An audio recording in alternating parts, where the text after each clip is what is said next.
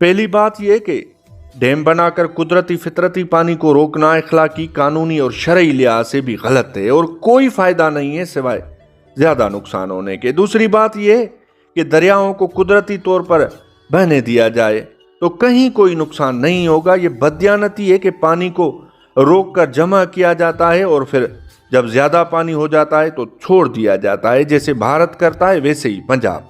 हमें सिंध में दरियाए सिंध पर कोई भी नई केनाल और डैम कबूल नहीं। ये पंजाब बेईमानी करता है। जब भारत पानी रोकता है तो पंजाब पानी जखीरा करता है और सिंध को नहीं देता। जब जमा शुदा पानी ज्यादा हो जाता है तो छोड़ देता है। इस तरह पंजाब और वफाक सिंध को कभी प्यासा रखते हैं या डुबो देते हैं। चीन से लेकर भारत और पंजाब तक अगर फितरी पानी को न रोका जाए तो ये तबाहियां ही ना हो। पानी के माहिरों का कहना है कि अगर पानी को मुसलसल कुदरती बहाव के साथ बहने दिया जाए तो कभी भी कहीं भी सैलाब नहीं आएगा और कोई नुकसान नहीं होगा। सिंध के लोगों की आलमी दुनिया से अपील है कि वो आज़ाद पानी के बहाव को बहाल करें ताकि एशिया के दरिया अपने कुदरती बहाव पर चलते रहें।